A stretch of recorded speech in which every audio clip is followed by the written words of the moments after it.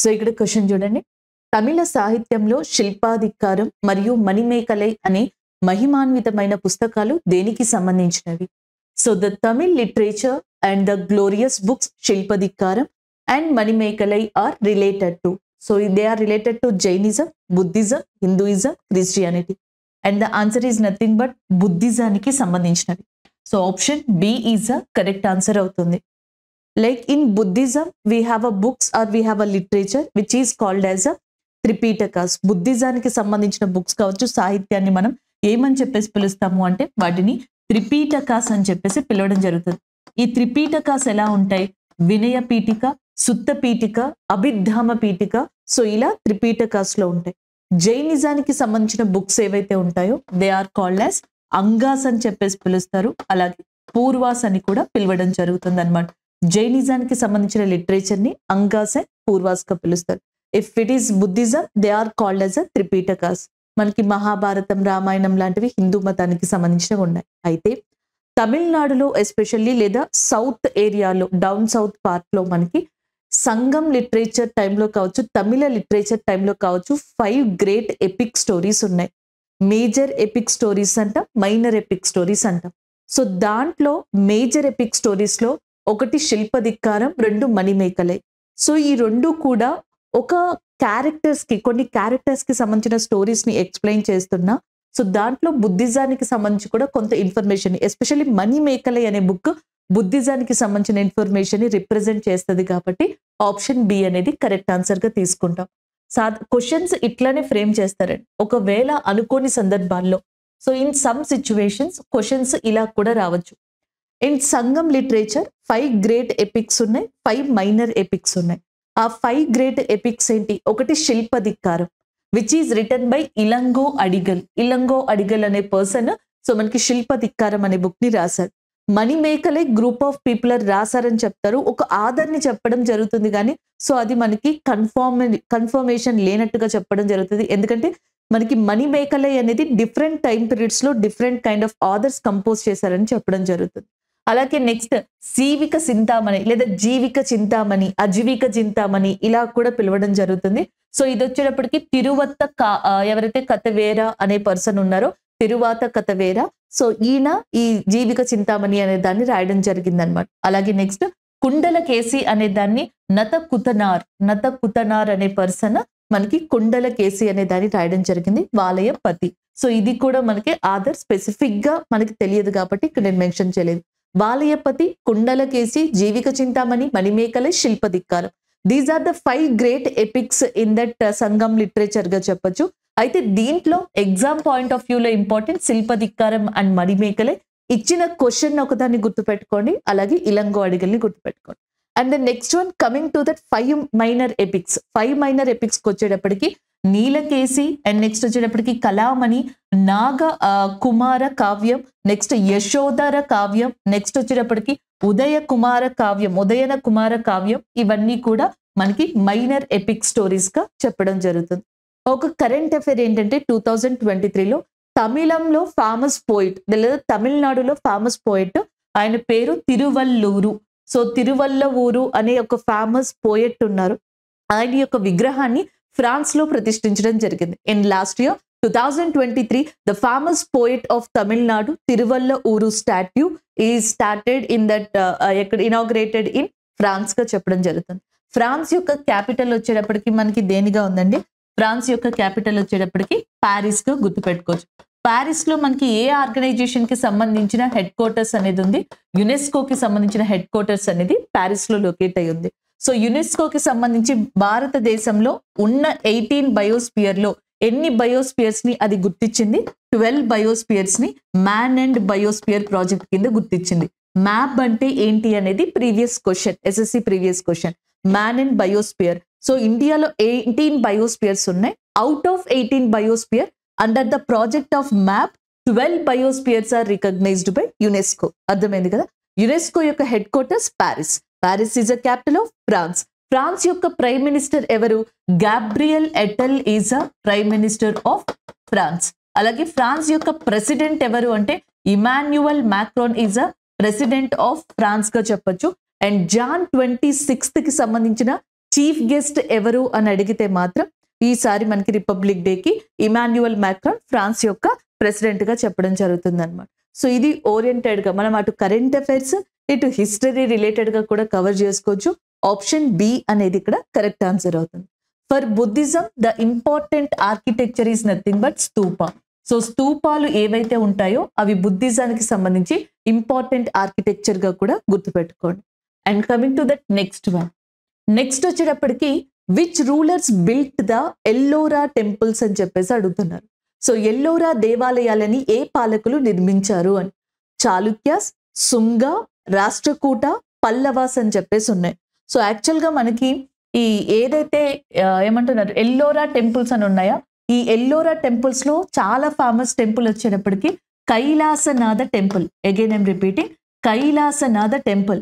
This is a UNESCO world heritage site also. ఇది UNESCO చేత గుర్తించబడిన ప్రపంచ వారసత్వ ప్రదేశం కూడా ఎల్లోరా గుహల్లో ఉంది. సింగిల్ రాక్ మీద ఈ టెంపుల్ ని చెక్కారండి. సింగిల్ రాక్ మీద కంప్లీట్ గా కన్స్ట్రక్షన్ చేశారు. అలాంటి కైలాసనాథ టెంపుల్ ని కన్స్ట్రక్ట్ చేయించిన కింగ్ ఎవరు అంటే Krishna one. Krishna one is a main king and who build the Kailasanatha temple in Ellora caves గా చెప్పడం జరుగుతుంది. అయితే ఈ కైలాసనాథ టెంపుల్స్, ఎల్లోరా టెంపుల్స్ ఇవన్నీ బాగా పాపులర్ అయింది ఎవరి కాలంలో, ఎవరు వీటిని నిర్మించారు అంటే Rashtrakutas. Because Krishna one is a popular king in Rashtrakutas గా చెప్పడం జరుగుతుంది. దంతి దుర్గ, కృష్ణవన్, సో ఈ వీళ్ళందరూ కూడా ఇందులో చాలా ఫేమస్. బట్ కృష్ణవన్ ని ఇది కన్స్ట్రక్ట్ చేయించడం జరిగింది అనమాట. సో అలాగే పల్లవాస్ కూడా కైలాసనాథ టెంపుల్ ని కన్స్ట్రక్ట్ చేశారు. బట్ పల్లవాస్ కన్స్ట్రక్ట్ చేసిన కైలాసనాథ టెంపుల్ అనేది మనకి ఎక్కడ లొకేట్ అయి ఉందంటే కాంచీపురం ఏరియా. సో కాంచీపురం అనే ఏరియాలో పల్లవాస్ కన్స్ట్రక్ట్ చేయించిన ఈ కైలాసనాథ టెంపుల్ అనేది లొకేట్ అయి ఉందన్నమాట. అలాగే నెక్స్ట్ మనకి శుంగ వంశానికి సంబంధించిన ఇంపార్టెంట్ పర్సన్ గా ఎవరిని చెప్తామంటే పుష్యమిత్ర శుంగ. పుష్యమిత్ర శుంగాని చాలా ఇంపార్టెంట్ పర్సన్ గా చెప్పడం జరుగుతుంది అనమాట. దాని తర్వాత అగ్నిమిత్ర శుంగాని కూడా. అగ్నిమిత్ర శుంగాకి సంబంధించిన ఒక book Malavikagnimitram. Malavikagnimitram is a important book which is related to that Agnimitra Shunga. Malavikagnimitram అనే దాన్ని ఎవరు రాశారని అడిగితే కాళిదాస్ రాయడం జరిగింది. కాళిదాస్ ని ఏమని కూడా పిలుస్తారంటే ఇండియన్ షేక్స్పియర్ అని చెప్పేసి పిలుస్తారు. Who is known as Indian Shakespeare? Kalidasa. అలాగే నెక్స్ట్ చాళుక్యాస్ ఉన్నారు కదా, వీళ్ళు కూడా చాలా కన్స్ట్రక్షన్స్ చేశారనమాట. సో దాంట్లో కొంత ఇన్ఫర్మేషన్ నేను ఇక్కడ ఇస్తాను, మీరు ఒకసారి ఇక్కడ చూసుకోండి. సో ఇక్కడ చూసినట్టయితే చాళుక్యాస్ లో బాదామి చాళుక్యాస్ ఎవరైతే ఉన్నారో సో వాళ్ళు వచ్చేటప్పటికి గ్రూప్ ఆఫ్ పట్టాడకల్ టెంపుల్స్ అనే వాటిని కన్స్ట్రక్ట్ చేయించారు. ఈ గ్రూప్ ఆఫ్ పట్టాడకల్ టెంపుల్స్ ఎక్కడున్నాయంటే కర్ణాటకలో లొకేట్ అయ్యి ఉన్నాయన్నమాట. Group of Pattadakal temples. ఈ పట్టాడకల్ టెంపుల్స్ లోనే one of the important temple Virupaksha temple కర్ణాటకలో. ఈ విరూపాక్ష టెంపుల్ ఎలా ఉంటదంటే కైలాసనాథ టెంపుల్ లాగే ఉంటది. చూడండి, Kailasanatha temple in Ellora constructed by Rashtrakutas. Especially which king అని అడిగితే కృష్ణవన్ గా గుర్తుపెట్టుకోండి. Same replica in Kanchipuram in Tamil Nadu Pallavas construct చేశారు. సేమ్ అలాంటి దాన్ని విరూపాక్ష టెంపుల్ గా ఎవరు కన్స్ట్రక్ట్ చేయించారు? బాదామి చాళుక్యాస్ కన్స్ట్రక్ట్ చేయించారు. అలాగే ఇంకొన్ని కన్స్ట్రక్షన్స్ చూడండి. ఉత్తరప్రదేశ్ లో ఆనంద్ భవన్ అని చెప్పేసి ఉంది. దీన్ని కన్స్ట్రక్ట్ చేయించింది Motilal Nehru. Motilal Nehru is a very famous person in freedom movement. And Motilal Nehru గారు సిఆర్ దాస్ అని చెప్పేసి అంటారు, చిత్తరంజన్ దాస్ గారు. వీళ్ళిద్దరూ కలిసి 1923లో ఎస్టాబ్లిష్ చేసిన పార్టీ పేరు ఏంటి అంటే స్వరాజ్ పార్టీగా చెప్తాం. స్వరాజ్ పార్టీ అనేది 1923లో చిత్తరంజన్ దాస్ గారు, మోతీలాల్ నెహ్రూ గారు కలిసి ఎస్టాబ్లిష్ చేశారు. అలాగే శాంతినికేతన్ వెస్ట్ బెంగాల్లో ఉంది. దీన్ని కన్స్ట్రక్షన్ చేయించింది రవీంద్రనాథ్ ఠాగూర్ గారు. సో మనకి ఈసారి ఇండియా యొక్క UNESCO world heritage sites total గా ఎన్ని ఉన్నాయంటే 42 ఉన్నాయన్నమాట. 42. సో ఆ 42లో రీసెంట్ గా రెండింటిని గుర్తించారనమాట. ఒకటి వచ్చేటప్పటికి మనకి group of Hoysala temples in Karnataka area, ఇంకొకటి Shantiniketan which is constructed by Rabindranath Tagore గారు which is located in West Bengal గా చెప్పొచ్చు అనమాట. రవీంద్రనాథ్ ఠాగూర్ గారికి నోబెల్ ప్రైజ్ అనేది 1913లో వచ్చింది. నోబెల్ ప్రైజ్ ని లిటరేచర్ లోను అండ్ ఫస్ట్ తీసుకున్న ఇండియన్ ఎవరు అని అడిగితే రవీంద్రనాథ్ ఠాగూర్ గారుగా చెప్పొచ్చు. ఆయన రాసిన గీతాంజలి బుక్ గాను ఈ అవార్డు అనేది వచ్చింది. 2023లో నోబెల్ లిటరేచర్ ప్రైజ్ అనేది ఎవరికి వచ్చింది అంటే జాన్ ఫోసే, నార్వేజియన్ కి సంబంధించిన పర్సన్, ఆయనకి రావడం జరిగింది. అలాగే బేలూరు మఠ్ అని చెప్పేసి ఉంది. దీన్ని కన్స్ట్రక్ట్ చేయించింది ఎవరు అంటే స్వామి వివేకానంద గారుగా చెప్పొచ్చు. And we are covered current affairs and we are covered along with that and history question. 2 history questions, కొంతవరకు కరెంట్ అఫైర్స్, రెండింటిని కూడా మనం ఇక్కడ కొంతవరకు కవర్ చేయడం జరిగింది. సో మీకు టెంపుల్స్ కావచ్చు, అవి కన్స్ట్రక్ట్ చేసిన కింగ్స్ కావచ్చు, బుక్స్ అండ్ ఆదర్స్ కావచ్చు, ఇలాంటివి ఎస్ఎస్సిలో ఫ్రీక్వెంట్ గా అడుగుతారు. సో కాబట్టి వాటిని చూసుకోండి, మిగతా వాటిని చూసుకోండి, వీటిని ఎక్కువ ఫోకస్ చేయండి. సో నెక్స్ట్ క్వశ్చన్, క్రింది వాటిలో మయన్మార్తో సరిహద్దుని పంచుకోని రాష్ట్రం ఏది? Which of the following state does not share boundary with Myanmar? Options లో అరుణాచల్ ప్రదేశ్, నాగాలాండ్, మణిపూర్, అస్సాం. సో మనకి ఇక్కడ క్లియర్ గా ఆన్సర్ అనేది తెలుస్తుంది, that is nothing but Assam అని. ఆప్షన్ ఏ అనేది కరెక్ట్ ఆన్సర్. అస్సాం మయన్మార్ తో బోర్డర్ ని షేర్ చేసుకోదు. అసలు ఎందుకు షేర్ ఎందుకు ఇది కరెక్ట్ ఆన్సర్ అయ్యింది అనేది ఒకసారి మీరు ఇక్కడ జనరల్ గా చూడొచ్చు అనమాట. సో మనకి ఇటువైపు చూసుకుంటే ఇదంతా మయన్మార్ అండి, ఇది నార్త్ ఈస్ట్ ఇండియా స్టేట్ అన్నమాట. సో ఇక్కడ వచ్చేటప్పటికి మనకి Arunachal Pradesh is there, and after that here we have a Assam state, and after that we have a Meghalaya, దాని తర్వాత త్రిపుర, దాని తర్వాత ఇక్కడ మిజోరం, దాని తర్వాత here we have a Manipur area, అలాగే నెక్స్ట్ నాగాలాండ్ ఏరియా అనేది లొకేట్ అయి ఉందన్నమాట. సో ఈ మధ్యలో మనకున్న కంట్రీ ఏది అంటే that is nothing but Bhutan గా చెప్తాం. సో ఇక్కడున్న కంట్రీ ఏది అంటే బంగ్లాదేశ్ గా చెప్పడం జరుగుతుంది. సో అలాగే ఇక్కడున్న కంట్రీ ఏది అంటే Nepal, this is nothing but Nepal గా చెప్పొచ్చు అనమాట ఈ ఏరియాలో. సో ఇప్పుడు మనకి క్వశ్చన్ ఎక్కడి నుంచి పడుతుంది? మయన్మార్ నుంచి పడుతుంది. మయన్మార్ తో బోర్డర్ ని షేర్ చేసుకొని రాష్ట్రం ఏది అని. అరుణాచల్ ప్రదేశ్ మయన్మార్ తో బోర్డర్ ని షేర్ చేసుకుంటుంది, నాగాలాండ్ బోర్డర్ ని షేర్ చేసుకుంటుంది, మణిపూర్ అండ్ మిజోరం ఇవన్నీ షేర్ చేసుకుంటున్నాయి. సో అస్సాం అనేది ఇచ్చిన ఆప్షన్ ప్రకారం బోర్డర్ ని షేర్ చేసుకోవట్లేదు అనమాట. సో అస్సాం వచ్చేటప్పటికి ఎస్పెషల్లీ ఏంటి, ఇక్కడ మీరు చూసినట్టయితే బంగ్లాదేశ్ తో బోర్డర్ ని షేర్ చేసుకోవడం జరుగుతుంది అస్సాం. అలాగే భూటాన్ తో కూడా బోర్డర్ ని షేర్ చేసుకోవడం జరుగుతుంది అస్సాం అన్నమాట. సో కాబట్టి అది కరెక్ట్ ఆన్సర్ కాదు. నెక్స్ట్ వన్, భూటాన్ దగ్గరకు వచ్చేటప్పటికి భూటాన్ తో ఇక్కడ సిక్కిం ఉందన్నమాట. సో సిక్కిం అనే స్టేట్, అరుణాచల్ ప్రదేశ్ ఒకటి, వెస్ట్ బెంగాల్ ఒకటి, అస్సాం ఒకటి. సో మనకి అరుణాచల్ ప్రదేశ్, అలాగే నెక్స్ట్ మనకి అస్సాం, అండ్ దాంతో పాటుగా సిక్కిం, వెస్ట్ బెంగాల్, ఇవి భూటాన్ తో బోర్డర్ ని షేర్ చేసుకోవడం జరుగుతుంది. సో ఇవి బోర్డర్ ఏరియాస్ చూసుకుంటా ఉండండి, క్వశ్చన్స్ అడుగుతూ ఉంటారు. అలాగే నార్త్ ఈస్ట్ ఇండియాకి సంబంధించిన విండ్స్ ఇండియాలోకి రావడానికి రీజన్ ఏంటి అంటే ఆర్కన్యోమా మౌంటైన్స్. ఇక్కడ మనకి ఆర్కన్యోమా పర్వతాలు అని చెప్పేసి ఉంటాయి మయన్మార్ దగ్గర. వీటి వల్ల నార్త్ ఈస్ట్ ఇండియాకి సంబంధించిన ఏవైతే మనకి విండ్స్ అనేవి ఇక్కడ కనిపిస్తూ ఉంటాయో, సో అవి బ్లో అవ్వడానికి రీజన్ మయన్మార్ లోని ఆర్కన్యోమా మౌంటైన్స్ గా చెప్పడం జరుగుతుంది అనమాట. అలాగే బంగ్లాదేశ్ కి న్యూ ప్రైమ్ మినిస్టర్ గా, అంటే మళ్ళీ తిరిగి ప్రైమ్ మినిస్టర్ గా ఎంపికైన వ్యక్తి ఎవరు అంటే షేక్ హసీనా గారు తిరిగి ప్రైమ్ మినిస్టర్ గా ఎంపిక అవడం జరిగింది. దేన్ని హిమాలయన్ కింగ్డమ్ అని చెప్పేసి అంటారు అంటే భూటాన్ని హిమాలయన్ కింగ్డమ్ అని చెప్పేసి అంటారు. నేపాల్లో ఉండే హిమాలయాస్ మౌంటైన్ రేంజ్ ని ఏమని చెప్పేసి పిలుస్తారు అంటే మహాభారత్ అని చెప్పేసి దీన్ని పిలవడం జరుగుతుంది అనమాట. అలాగే ఇండియాలో ఫస్ట్ సన్ రేస్ అనేవి ఎక్కడ పడతాయి అంటే అరుణాచల్ ప్రదేశ్ లో మొట్టమొదటి సూర్యకిరణాలు. ఎస్పెషల్లీ ఏ ప్లేస్ లో మనకి అవి వస్తాయి అని అడిగితే డాంగ్ వ్యాలీ, డాంగ్ లోయ అనే ప్రదేశంలో వస్తాయి అన్నమాట. అంతేకాకుండా ఇక్కడ మనకి దిపు పాస్ అని చెప్పేసి ఒక పాస్ ఉందండి, దిపు పాస్. సో ఇటువైపు చైనా, ఇటువైపు మయన్మార్, ఇటువైపు India. So try junction point అన్నమాట దిపు అనేది, అది గుర్తుపెట్టుకోవచ్చు. సో ఇండియాకి చిట్ట చివరిన ఉన్న పాయింట్, ఈస్టర్న్ మోస్ట్ పాయింట్ ఏది అంటే కిబిత్తు. తూర్పున చిట్ట చివరిన ఉన్న పాయింట్ ఏమో కిబిత్తు. సూర్యకిరణాలు సన్ రైజ్ పడేది ఫస్ట్ టైం డాంగ్ లో. అండ్ మనకి ట్రై జంక్షన్ పాయింట్ ఈ 3 కంట్రీస్ కి కలిపేది అంటే Diphu, which is located in Arunachal Pradesh ఏరియాగా చెప్పడం జరుగుతుంది అనమాట. అలాగే మీకు మిగతావన్నీ ఆల్మోస్ట్ తెలుసు ఇక్కడ. అది నార్త్ ఈస్ట్ ఇండియాకి సంబంధించిన కొంత ఇన్ఫర్మేషన్. ఇండియాకి పాకిస్తాన్కి అయితే ర్యాట్ క్లిఫ్, అలాగే ఇండియాకి చైనాకి అయితే మెక్మోహన్, ఇండియాకి శ్రీలంకకి అయితే పాక్ స్ట్రైట్. ఎస్పెషల్లీ ఇండియాలో గుజరాత్ కి అండ్ పాకిస్తాన్ కి సంబంధించి సర్ క్రీక్ అనే లైన్ లేదా 24 degrees ప్యారలల్, ఇలాంటి మనకి జియోగ్రఫికల్ బోర్డర్స్ అనేవి ఉన్నాయి. ఆ నేమ్స్ ని గుర్తుపెట్టుకోవాల్సి ఉంటుంది. సో ఇక్కడ ఆన్సర్ వచ్చేటప్పటికి ఆప్షన్ ఏ అనేది కరెక్ట్ ఆన్సర్. అలాగే మీకు నేషనల్ పార్క్స్ ని కూడా కంటిన్యూస్ గా అడుగుతూ ఉంటారు. In Assam we have a famous national park and name is nothing but Kaziranga national park. So ఈ కజిరంగా నేషనల్ పార్క్ అనేది ఎక్కడ ఉందని అడిగితే అస్సాంలో లొకేట్ అయ్యి ఉంది. And we have a one more important biosphere which is called as a Manas biosphere.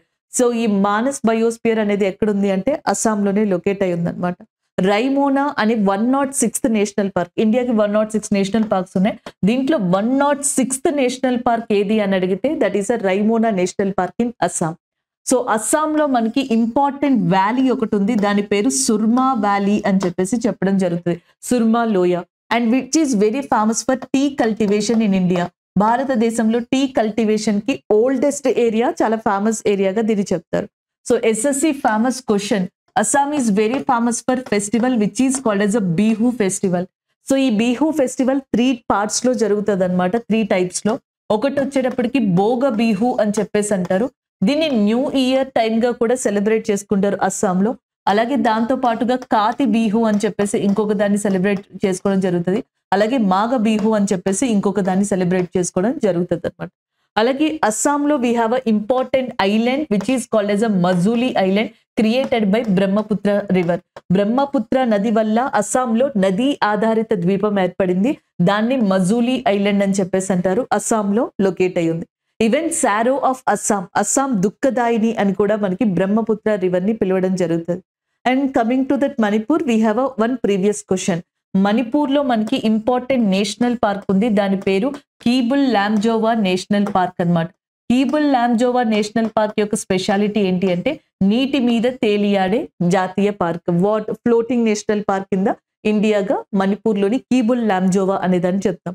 అలాగే important lake in Manipur area, that is nothing but Loktak lake అన్నమాట. Important tribe in Manipur area, that is nothing but Kuki tribe. Kuki అనే వాళ్ళు important tribe గా చెప్పొచ్చు. Loktak lake అనేది important lake, Keibul Lamjao important national park in Manipur ఏరియాగా చెప్పడం జరుగుతుంది. సో ఇవి ఓవరాల్ గా మీరు ఇక్కడ గుర్తుపెట్టుకోండి. అలాగే నాగాలాండ్ లో ఇంపార్టెంట్ ఫెస్టివల్ గా ఉన్నది ఏది అంటే హార్నబిల్ ఫెస్టివల్. హార్నబిల్ పండుగ అనేది నాగాలాండ్ లో one of the important festival గా చెప్పడం జరుగుతుంది. So option A is the correct answer. Next one చూద్దాం. సో నెక్స్ట్ క్వశ్చన్, పాలక్కడ్ సంధి ఈ క్రింది ఏ రాష్ట్రాలని కలుపుతుంది అని చెప్పేసి అడుగుతున్నారు. Palakkad gap connects the following states అని చెప్పేసి ఇచ్చారు. సో ఆప్షన్స్ లో మనకి డిఫరెంట్ ఆప్షన్స్ ఉన్నాయి. ఆన్సర్ వచ్చేటప్పటికి Kerala and Tamil Nadu.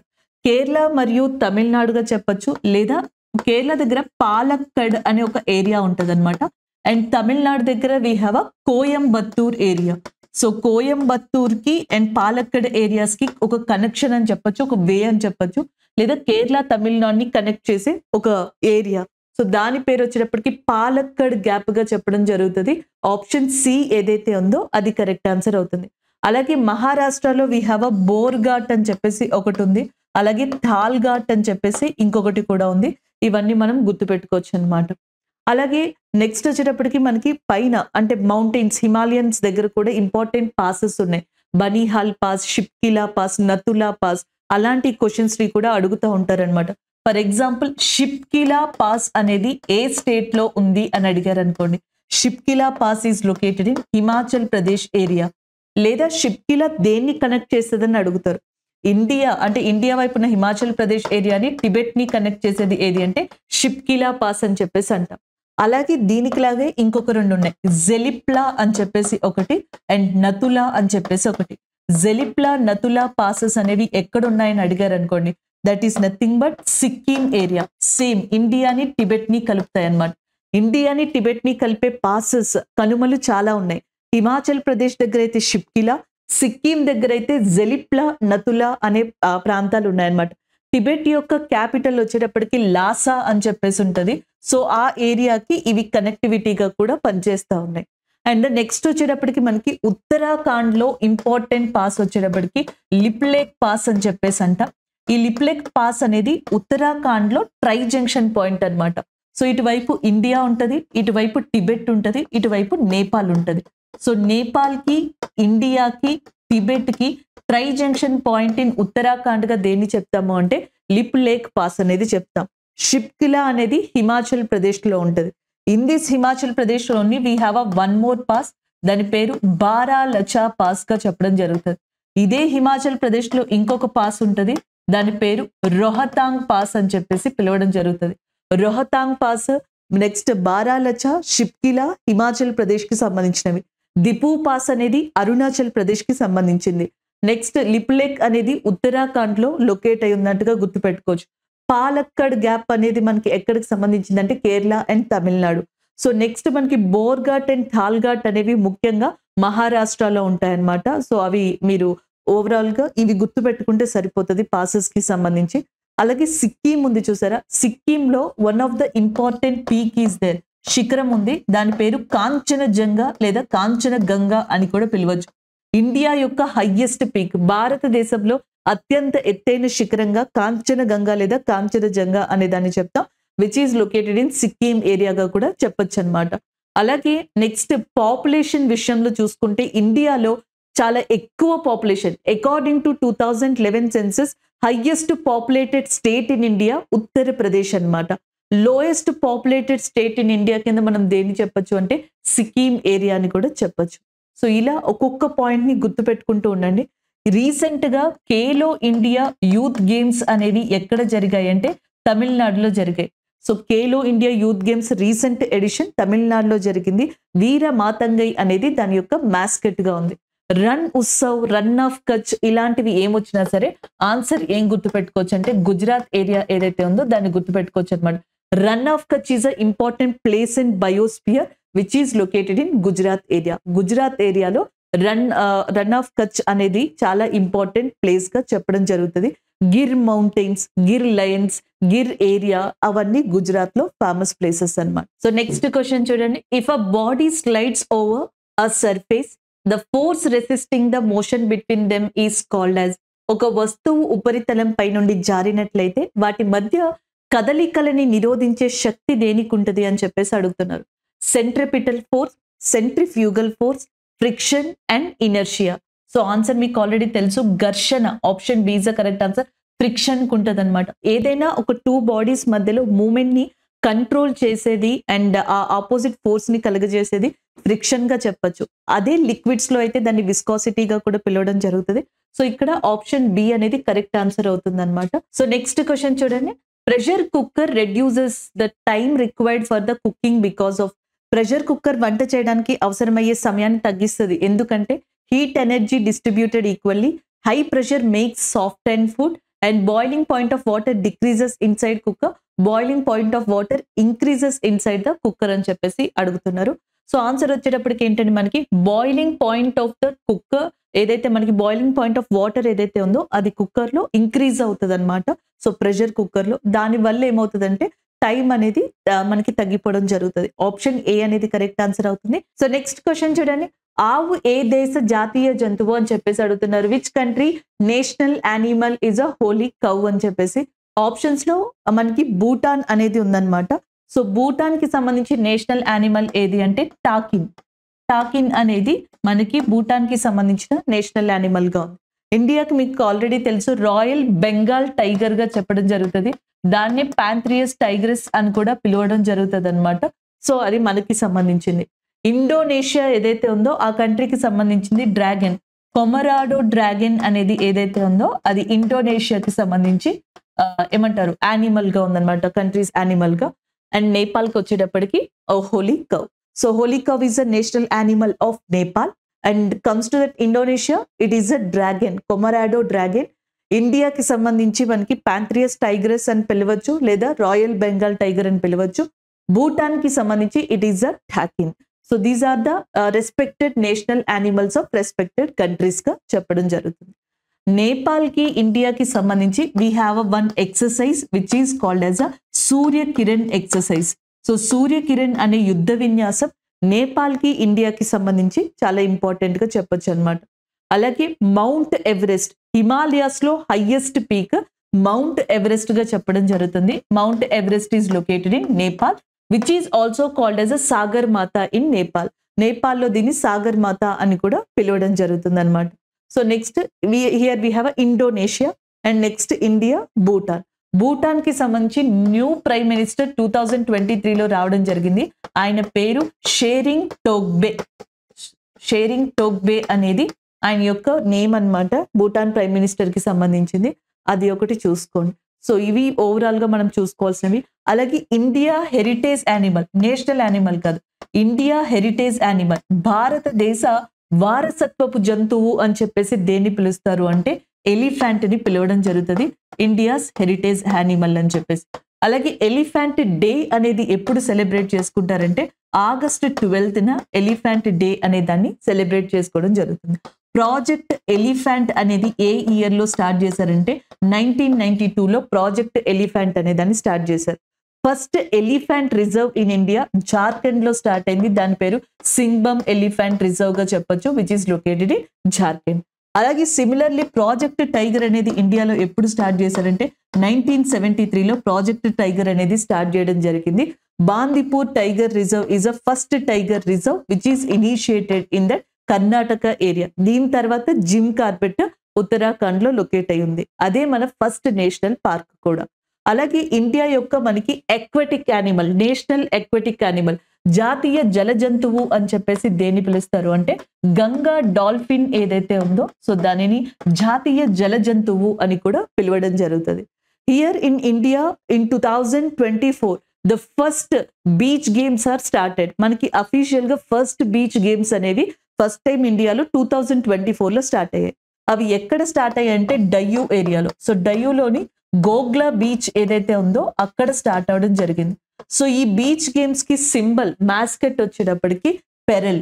పెరెల్ is nothing but a dolphin name. So ఒక డాల్ఫిన్ కి పెరెల్ అనే నేమ్ ని ఇవ్వడం జరిగింది. This is a current affair అండి. నేను ఇప్పుడు ఇక్కడ చెప్పింది ఇది కరెంట్ అఫైర్. సో డాల్ఫిన్ కి ఎందుకు చెప్పుకుంటున్నాం? India's national aquatic animal Gangetic dolphin, India heritage animal elephant, India యొక్క national animal royal Bengal tiger, Bhutan కి టాకిన్, ఇండోనేషియాకి డ్రాగన్, నేపాల్కి వచ్చేటప్పటికి that is nothing but holy కౌగా చెప్పడం జరుగుతుంది అనమాట. భూటాన్ యొక్క ఫ్లాగ్ ఉంటుంది చూసారా, ఆ ఫ్లాగ్ మీద చైనీస్ డ్రాగన్ సింబల్ కూడా కనిపిస్తూ ఉంటుంది. This is additional information. So next question చూడండి. రాష్ట్రపతి భవన్ రూపకల్పన చేసింది ఎవరు? The Rashtrapati Bhavan was designed by Edward Stone and Le Corbusier, Edwin Lutyens and next Tarun Dutt అని చెప్పేసి ఉన్నారు. ఆన్సర్ వచ్చేటప్పటికి మనకి option C is the correct answer, Edwin Lutyens. So ఈయన మనకి రాష్ట్రపతి భవన్ అనే దాన్ని హార్బర్ట్ అనే పర్సన్ తో కలిసి కన్స్ట్రక్ట్ చేయించడం జరిగింది అనమాట. ఆప్షన్ సి అనేది కరెక్ట్ ఆన్సర్ అవుతుంది. అలాగే రాష్ట్రపతి భవన్ లో ఉన్న ఏదైతే మనకి మొఘల్ గార్డెన్స్ అనేది ఉంటుందో దాన్ని రీసెంట్ గా నేమ్ కూడా చేంజ్ చేశారు. ఆ నేమ్ పేరు వచ్చేటప్పటికి అమృత ఉద్యాన్ గా దాన్ని పిలవడం జరుగుతుంది. మొఘల్ గార్డెన్ అని చెప్పేసి ఒక సెర్టైన్ టైంలో విజిటర్స్ ని అలౌ చేసేవారు రాష్ట్రపతి భవన్ లో ఇది చూడడానికి. సో ఈ మొఘల్ గార్డెన్స్ ని అమృత ఉద్యాన్ గా పేరు మార్చడం జరిగింది. Edwin లుటిన్స్ not only constructed Rashtrapati Bhavan, ఇంకా చెప్పాలంటే ఢిల్లీలో చాలా కన్స్ట్రక్షన్స్ అన్ని కూడా ఎడ్విన్ లుటిన్స్ గారి యొక్క ఆధ్వర్యంలోనే జరిగాయి. ఒక రకంగా ఢిల్లీ ఆర్కిటెక్ట్, ఢిల్లీ నిర్మాతగా కూడా ఆయన కొన్ని సందర్భాల్లో వ్యవహరించడం జరుగుతుంది అనమాట. ఈవెన్ పార్లమెంట్ కి సంబంధించి కావచ్చు, ఇంకా డిఫరెంట్ బిల్డింగ్స్ కావచ్చు, స్ట్రక్చర్స్ కావచ్చు, ఢిల్లీలో ఆయన డిజైన్ చేసినవి. సో వాటిని అన్నిటినీ నెమ్మదిగా మార్చుకుంటూ వస్తున్నారు. దాంట్లో ఒకటి parliament house of India. So అదే మనకి న్యూ పార్లమెంట్ గా చెప్పొచ్చు. న్యూ పార్లమెంట్ కన్స్ట్రక్షన్ అయింది కదా, సో అది ఒక మార్పుగా చెప్పొచ్చు అనమాట. ఈ న్యూ పార్లమెంట్ అనేది మనకి ఆల్మోస్ట్ ట్రాంగ్యులర్ షేప్ లో కనిపిస్తూ ఉంటుంది చూడడానికి. అలాగే నెక్స్ట్ దీంట్లో వన్ ఆఫ్ ద ఇంపార్టెంట్ గా మనకి లోక్ సభ అనే దాన్ని చెప్పొచ్చు. ఈ లోక్ సభని ఎలా కట్టించారు అంటే పీకాక్, నెమలి షేప్ లో ఉండేలాగా కట్టించారు. అండ్ 888 మంది కూర్చునేలా సీటింగ్ కెపాసిటీ పీకాక్ షేప్ లో ఉంటది Lok Sabha. And after that we have రాజ్యసభగా చెప్పొచ్చు అనమాట. షేప్ వచ్చేటప్పటికి మనకి లోటస్ షేప్ లో కన్స్ట్రక్ట్ చేయించారు. 348 పర్సన్స్ కూర్చునే కెపాసిటీతో దీన్ని కన్స్ట్రక్ట్ చేయించడం జరిగింది. Lok Sabha capacity and Rajya Sabha capacity if it is a joint sitting. So కొన్ని బిల్స్ కి ఏంటంటే జాయింట్ సిట్టింగ్ అవసరం అవుతుంది కదా. జాయింట్ సిట్టింగ్ టైంలో 1272 పర్సన్స్ కూర్చునే విధంగా, ఆ కెపాసిటీ ఉండే విధంగా దీన్ని కన్స్ట్రక్ట్ చేయించారు. అంతేకాకుండా constitution hall, art and culture కి సంబంధించిన గ్యాలరీ, ఇలాంటివన్నిటినీ కూడా ఈ న్యూ పార్లమెంట్ భవన్ లో మనకి న్యూ పార్లమెంట్ బిల్డింగ్ లో ఇవ్వడం జరిగింది అనమాట. అది ఒక యాడ్ పాయింట్ గా మీరు గుర్తుపెట్టుకోవచ్చు న్యూ పార్లమెంట్ కి సంబంధించి అడిగితే. బట్ ఇది చూడండి. అలాగే జాయింట్ సిట్టింగ్ కి సంబంధించి ఎవరు అధ్యక్షత వహిస్తారు? So who will conduct joint sitting in Lok Sabha రాజ్యసభకి సంబంధించి అంటే మనకి ఎవరైతే స్పీకర్ ఆఫ్ లోక్సభ ఉన్నారో ఆయనే జాయింట్ సిట్టింగ్ ని కండక్ట్ చేస్తారు. జాయింట్ సిట్టింగ్ కి పిలిచేది ప్రెసిడెంట్ ఆఫ్ ఇండియా. సో మనకి president of India will call for the joint sitting లోక్సభని రాజ్యసభని, but it is conducted by speaker of లోక్సభగా చెప్పడం జరుగుతుంది అనమాట. సో నెక్స్ట్ కరెంట్ అఫైర్ చూడండి. సో రాష్ట్రపతి మరియు ఉపరాష్ట్రపతిని ఎన్నుకోవడం మరియు సుప్రీం కోర్టు మరియు హైకోర్టు న్యాయమూర్తులని తొలగించే హక్కు ఎవరికి కలిగి ఉంటుంది అని చెప్పేసి అంటున్నారు. Who elects the president and vice president and removes the judges of supreme court and high court. So మనకి ఎలక్షన్స్ లో ఇంపార్టెంట్ గా ఈ ఓటింగ్ కి సంబంధించి లేదా ఎలక్షన్ ప్రొసీజర్ అనేది ఎలా ఉంటది, ఒకటి డైరెక్ట్ గా ఎన్నుకుంటాం which is known as a universal adult franchise అని చెప్పేసి ఒక సిస్టమ్ ఉంటది. అలాగే నెక్స్ట్ ఇండైరెక్ట్ ఎలక్షన్స్ లాగా మనకి proportional representation by means of single transferable vote, proportional representation by means of single transferable vote అనే సిస్టమ్ ఒకటి, అండ్ అడల్ట్ ఫ్రాంచైజ్ అనేది డైరెక్ట్ గా మనం ఎన్నుకోవడం జరుగుతుంది. ఒకటి స్టేట్ లెజిస్లేటివ్ అసెంబ్లీ అండ్ ఇంకొకటి లోక్సభ. లెజిస్లేటివ్ అసెంబ్లీ, లోక్సభ ఇక్కడ మనకి MLA and as well as MPs ఉంటారు. సో వీళ్ళకి సంబంధించి దీని ద్వారానే మనం డైరెక్ట్ గా ఎన్నుకోవడం జరుగుతుంది. సో కొంతమందిని మనకి ఎక్కడైతే లెజిస్లేటివ్ అసెంబ్లీ, కొంతమందిని మనకి లోక్సభలో అండ్ నామినేట్ చేయడం జరుగుతుంది, అపాయింట్ చేయడం జరుగుతుంది. President of India will appoint in Lok Sabha, అలాగే మనకి governor will appoint in legislative అసెంబ్లీగా చెప్పొచ్చు. బట్ ఆ ప్రొవిజన్స్ కూడా కొంచెం చేంజ్ అయ్యాయి. Even comes to that Rajya Sabha, రాజ్యసభలోకి వచ్చేటప్పటికి ఎవరైతే ఎంపీస్ ఉంటారో సో వీళ్ళని ఇండైరెక్ట్ మేనర్ లో ఎన్నుకోవడం జరుగుతుంది. సో అలాగే కొంతమందిని ప్రెసిడెంట్ ఆఫ్ ఇండియా, దాదాపుగా 12 మెంబర్స్ ని ప్రెసిడెంట్ ఆఫ్ ఇండియా అపాయింట్ చేయడం జరుగుతుంది. ఇలాగ ప్రొసీజర్ అనేది ఉంటుంది. అయితే ప్రెసిడెంట్ ఆఫ్ ఇండియా, అలాగే next vice president of India, రాష్ట్రపతి మరియు ఉపరాష్ట్రపతి ఎవరైతే ఉంటారో వాళ్ళని proportional representation by means of single transferable vote కింద మనకి ఎన్నుకోవడం జరుగుతుంది. మనం ఎవరినైతే ఎన్నుకుంటామో ఆ ఎన్నుకున్న వ్యక్తులు ఈ రాష్ట్రపతి లేదా ఉపరాష్ట్రపతిని ఈ ఎలక్షన్ సిస్టమ్ ద్వారా మనకి ఎన్నుకోవడం జరుగుతుంది.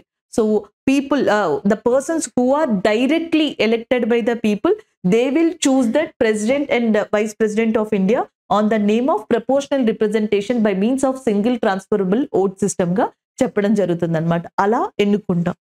సో నెక్స్ట్ వీళ్ళందరూ ఎక్కడ ఉంటారు, మనం ఎన్నుకున్న వాళ్ళు లోక్సభలో మెయిన్ గా ఉంటారు. ఇక్కడ చూడండి, సెక్యూరిటీ ఎక్స్చేంజ్ బోర్డా, ప్రైమ్ మినిస్టర్, లోక్సభ, లేకపోతే నెక్స్ట్ వచ్చేటప్పటికి మినిస్ట్రీ ఆఫ్ డిఫెన్స్ అని చెప్పేసి ఉంది. ఎక్కడ ఉంటారో లోక్సభ, కాబట్టి ఆప్షన్ బి అనేది ఇక్కడ కరెక్ట్ ఆన్సర్ అవుతుంది. అలాగే ఇంకొక చూడండి, హైకోర్టు న్యాయమూర్తులని అలాగే నెక్స్ట్ వచ్చేటప్పటికి సుప్రీం కోర్టు న్యాయమూర్తులని ఎవరు తొలగిస్తారు? So judges of supreme court and judge of high court will be appointed by the president of India. But remove అనేది ఎవరు చేస్తారంటే లోక్సభలో ఒక ప్రొసీజర్ ద్వారా వాళ్ళని రిమూవ్ చేయడం జరుగుతుంది. ఈవెన్ ఇండియాలో చీఫ్ ఎలక్షన్ కమిషనర్ కావచ్చు, ప్రధాన ఎన్నికల అధికారి రాజీవ్ కుమార్ గారు ఉన్నారు ప్రెసెంట్. నెక్స్ట్ వచ్చేటప్పటికి మనకి ఫినాన్స్ కమిషన్ ఏదైతే ఉందో అది కావచ్చు, అరవింద్ పనగారియా గారు ఇప్పుడు మనకి 16th ఫినాన్స్ కమిషన్ కి సంబంధించిన కమిషనర్ గా ఉన్నారు. And next controller and auditor general of India ఏదైతే ఉంటుందో అది, అలాగే next attorney general of India, controller and auditor general of India, chief election commissioner, finance commission, అలాగే నెక్స్ట్ వచ్చేటప్పటికి chief justice of supreme court, అలాగే next judges of supreme court, they are all appointed by the president of India. భారత రాష్ట్రపతి వాళ్ళని నియమించడం జరుగుతుంది. కాకపోతే వాళ్ళని రిమూవ్ చేసే ప్రాసెస్ ఏదైతే ఉంటుందో అది కొంచెం డిఫరెంట్ గా ఉంటుంది. దాంట్లో సుప్రీం కోర్ట్, హైకోర్టుకి సంబంధించిన జడ్జిలని తొలగించే ప్రాసెస్ ఆ హక్కుని కలిగి ఉన్నది లోక్సభగా చెప్పొచ్చు. ఆప్షన్ బి ఏదైతే ఉందో అది కరెక్ట్ ఆన్సర్ అవుతుంది. డిఫెన్స్ మినిస్టర్ గా ప్రజెంట్ మనకు ఉన్నది రాజ్నాథ్ సింగ్ గారు, డిఫెన్స్ మినిస్ట్రీకి హెడ్ గా ఉన్నారు. అది ఇంకొక ఇంపార్టెంట్ పాయింట్ ని ఇక్కడ యాడ్ చేసుకోవచ్చు. సో నెక్స్ట్ వన్ చూడండి, ఒకదానికొకటి ఎదురుగా ఉన్న 2 అద్దాల నుండి కాంతి ప్రతిబింబిస్తే ఎన్ని చిత్రాలు ఏర్పడతాయి? So how many images will be formed in the if the light is reflected from 2 mirrors facing each other. So మనకి 2 మిర్రర్స్ ఒకదానికి ఒకటి గనక ఆపోజిట్ లో ఫేస్ చేస్తే సో అప్పుడు మనకి ఎన్ని ఇమేజెస్ ఏర్పడతాయి? So 2 images, single image, no image, infinite images అని ఉంది. సో మనకి ఇన్ఫైనైట్ ఇమేజెస్ అనేవి ఏర్పడడం జరుగుతుంది అనమాట. ఆప్షన్ డి ఏదైతే ఉందో అది కరెక్ట్ ఆన్సర్ అవుతుంది. సో నెక్స్ట్ చూడండి, మనకి సిలికాన్ ఒక ఏ పాలిమర్ అని చెప్పేసి అడుగుతున్నారు. Silicon is a polymer of. So general గా పాలిమర్స్ అంటే మీకు ఆల్రెడీ తెలుసు అనమాట. సో మనకి మ్యాక్రో మాలిక్యూల్స్ తో ఏవైతే మనకి సబ్సిస్టెన్స్ లేదా మెటీరియల్స్ ఉంటాయో వాటిని మనకి జనరల్ గా ఈ పాలిమర్స్ గా చెప్పడం జరుగుతుంది అనమాట. ఈ పాలిమర్స్ అనేవి మనకి సింథటిక్ పాలిమర్స్ ఉంటాయి, అలాగే నెక్స్ట్ వచ్చేటప్పటికి న్యాచురల్ పాలిమర్స్ ఉంటాయి, ఎడిషన్ పాలిమర్స్ ఉంటాయి, ఇలా డిఫరెంట్ పాలిమర్స్ ఉంటాయి. అయితే మనకి సిలికాన్ అనేది ఒక ఇనార్గానిక్ సింథటిక్ పాలిమర్ గా చెప్తారు. సో ఇది వచ్చేటప్పటికి డైక్లోరోసెలైన్ గా పిలువబడుతుంది. ఆప్షన్ బి ఏదైతే ఉందో అది కరెక్ట్ ఆన్సర్ అవుతుంది. అలాగే నెక్స్ట్ ఇక్కడ సిలికాన్ టెట్రా క్లోరైడ్ అని చెప్పేసి ఉంది చూసారా. దీన్ని వచ్చేటప్పటికి ఎస్పెషల్లీ మనకి ఫ్యూమింగ్ లిక్విడ్స్ లాంటివి మ్యానుఫ్యాక్చర్ చేయడానికి, అలాంటి వాటికి, లేకపోతే మనకి సిలికాన్ రిలేటెడ్ కెమికల్స్ ని ప్రిపేర్ చేయడానికి దీన్ని యూజ్ చేస్తారంట. Here option B is the correct answer అవుతుందండి. సో నెక్స్ట్ క్వశ్చన్ చూడండి. మన శరీరంలోని ఏ కణ రుగ్మత వర్ణంధత్వానికి కారణమవుతుంది? So which cell disorder in our body is responsible in colour blindness అని చెప్పేసి అడుగుతున్నారు. సో దానికి కారణం మన ఐలో ఉండే ఏదైతే కోన్ సెల్ అని చెప్పేసి ఉందో చూసారా, అది మన ఐలో ఉండే కోన్ సెల్ పార్ట్ ఏదైతే ఉందో, సో దాని యొక్క డెఫిషియన్సీ లేదా దాని యొక్క మెయిన్ ఇంపాక్ట్ వల్ల కలర్ బ్లైండ్నెస్ లేదా వర్ణ అంధత్వం అనేది ఏర్పడుతుందంట. So option B is the correct answer. Next వచ్చేటప్పటికి వైట్ బ్లడ్ సెల్స్ ఉన్నాయి కదా, వీటి వల్ల ప్రొలిఫెరేటివ్ డిసీజెస్ అనేవి ఏర్పడతాయంట. సో అంటే మనకి ఈ వైట్ బ్లడ్ సెల్స్ ఇంకా ఎక్కువైపోయాయి అనుకోండి, ఉన్న దానికన్నా పర్సంటేజెస్ ఎక్కువైపోయినా లేకపోతే ఇంకా తక్కువ పడిపోయినా సరే, ఇలాంటి టైంలో ఈ ప్రొలిఫెరేషన్ డిసీజెస్ అనేవి ఏర్పడతాయంట. అలాగే రెడ్ బ్లడ్ సెల్స్, ఎర్ర రక్త కణాలు అంటాం కదా, వీటి వల్ల సికెల్ సెల్ ఎనీమియా లాంటివి రావడం జరుగుతుంది. రేర్ కండిషన్స్ లో సికెల్ సెల్ ఎనీమియా లాంటి డిజార్డర్స్ రెడ్ బ్లడ్ సెల్స్ వల్ల వస్తాయి. కోన్ సెల్స్ వల్ల మనకి వర్ణ అంధత్వం అనేది రావడం జరుగుతుంది. అలాగే వైట్ బ్లడ్ సెల్స్ ఏవైతే ఉంటాయో నేను చెప్పినట్టు ఏదైతే మనకి ప్రొలిఫరేటివ్ డిజార్డర్స్ ఉన్నాయో అవి రావడం జరుగుతుంది. ఆప్షన్ బి అనేది కరెక్ట్ ఆన్సర్ అవుతుంది. నెక్స్ట్ వన్ చూద్దాం. సో నెక్స్ట్ క్వశ్చన్, ఈ క్రింది స్టేట్మెంట్ లో ఏది నిజమైంది? Which of the following is true అని చెప్పేసి అడుగుతున్నారు. ఒకటి వచ్చేటప్పటికి మనకి dehusked cereals and pulses are more nutritious. So మనకి ఎక్కువ పోషకాలు ఎందులో ఉంటాయంటే పొట్టు తీసిన తృణధాన్యాలు, పప్పుల్లో అని చెప్పేసి ఇక్కడ ఇవ్వడం జరిగింది. జనరల్ గా మనకి పల్సెస్, ఈ పప్పు ధాన్యాలు ఏవైతే ఉంటాయో ఇక్కడ న్యూట్రిషన్స్ అనేవి అధికంగా ఉంటాయి, అది కరెక్టే. కానీ పొట్టు తీసిన తృణధాన్యాలు అన్నారు కదా, ఒకసారి డీహస్కింగ్ అనేది జరిగితే గనక వాటికి ఉన్న న్యూట్రిషన్ కెపాసిటీ ఏమవుతుంది అంటే తగ్గిపోతుంది అనమాట. సో కాబట్టి ఈ ఆప్షన్ కరెక్ట్ కాదండి. నెక్స్ట్ వన్, పల్సెస్ ఉన్నాయి, అలాగే ఓల్ గ్రెయిన్, మనకి తృణధాన్యాలు, పప్పు ధాన్యాల్లో ఎక్కువ పోషకాలు ఉంటాయి. And the next one, processed cereals and products are nutrient dense అని చెప్పేసి ఇచ్చారు. ప్రాసెస్ చేయబడిన తృణధాన్యాలు అండ్ ఉత్పత్తుల్లో పోషకాలు ఎక్కువగా ఉంటాయి. అల్పాహారం, బ్రేక్ఫాస్ట్ కి సంబంధించిన వాటిలో ఎక్కువగా ఉంటాయి. సో ఇందులో ఆప్షన్ బి అనే దాన్ని తీసుకొచ్చాను. జనరల్ గా మనకి పోషకాహారాలు, ఈ న్యూట్రిషియస్ ఫుడ్ అనేది ఉంటది కదా, ఈ న్యూట్రిషియస్ ఫుడ్ అనేది దేంట్లో ఎక్కువగా ఉంటదంటే ఒకటి whole grain cereals and next pulses లో ఈ న్యూట్రిషియస్ ఫుడ్ అనేది ఎక్కువగా ఉంటుంది. Option B is the correct answer. Next one చూద్దాం. సో నెక్స్ట్ వన్ చూడండి. రాష్ట్ర విధానం యొక్క ఆదేశిక సూత్రాలని ప్రభుత్వం అమలు చేయకపోతే పౌరులు ఎక్కడికి వెళ్ళగలరు అని చెప్పేసి ఉంది. So if the directive principles of state policy would have not been enforced by the government, where can the citizens go అని చెప్పేసి మనకి ఎస్ఎస్సి లాంటి ఎగ్జామ్స్ లో ఫ్రీక్వెంట్ గా అడిగేది, ఈవెన్ ఏ ఎగ్జామ్ లోనైనా సరే, ఒకటి ఫండమెంటల్ రైట్స్, ప్రాథమిక హక్కులు అని చెప్పేసి అంటాం. ఫండమెంటల్ రైట్స్ అనేవి మనకి ఏ పార్ట్ లో ఉంటాయి అనేది కూడా క్వశ్చన్. పార్ట్ 3 లో ఉంటాయి. From which article to which article అంటే 12 to 35 ఆర్టికల్స్ మధ్యలో పార్ట్ 3 లో ఫండమెంటల్ రైట్స్ లేదా ప్రాథమిక హక్కులు అనేవి ఉంటాయి. నెక్స్ట్ వన్, ఆదేశిక సూత్రాలు, డైరెక్టివ్ ప్రిన్సిపల్స్ ఆఫ్ స్టేట్ పాలసీగా చెప్పడం జరుగుతుంది. ఇవి మనకి పార్ట్ 4 లో మెన్షన్ చేశారనమాట. ఆర్టికల్ 36 నుంచి 51 మధ్యలో ఈ ఆర్టికల్స్ అనేవి మెన్షన్ చేయబడ్డాయి. Again comes to that fundamental duties అని చెప్పేసి అంటాం. They are mention in part 4A గా చెప్పడం జరుగుతుంది. అలాగే ఇవి 51A ఆర్టికల్లో ఉంటాయి. టోటల్ గా 11 ఫండమెంటల్ డ్యూటీస్ అనేవి దీంట్లో ఉన్నాయి. క్వశ్చన్స్ ఫ్రీక్వెంట్ గా అడుగుతూ ఉంటారు. Fundamental rights, DPSP, fundamental duties, ఏదో ఒక షిఫ్ట్ లో ఎస్ఎస్సిలో ఫ్రీక్వెంట్ గా వచ్చే క్వశ్చన్స్ ఇవి. ఇప్పుడు ఇందులో ఏవైతే ఫండమెంటల్ రైట్స్ ఉన్నాయో దే ఆర్ ఎన్ఫోర్సబుల్, పౌరులకి ఖచ్చితంగా అందే హక్కులు. If you are Indian citizen and then we have a fundamental rights, ఖచ్చితంగా మనకి ఇండియన్ సిటిజన్స్ కి అమలు అయ్యే రైట్స్ ఏంటంటే ఫండమెంటల్ రైట్స్. ఒకవేళ ప్రాథమిక హక్కులకి భంగం వాటిల్లినా, సో అవి మీకు అందకపోయినా కోర్ట్స్ ని అప్రోచ్ కావచ్చు. If fundamental rights are violated, so if Indian citizen is unable to get her fundamental rights, so అప్పుడు ఏం జరుగుతుందంటే ఎయిదర్ సుప్రీం కోర్టుకి ఆర్టికల్ 32 అనే దాని ద్వారా అప్రోచ్ కావచ్చు, ఎయిదర్ హైకోర్టుకి ఆర్టికల్ 226 అనే దాని ద్వారా అప్రోచ్ కావచ్చు. అందుకే ఆర్టికల్ 32 ఏదైతే ఉంటుందో that is called as a soul of constitution by B R Ambedkar గారు.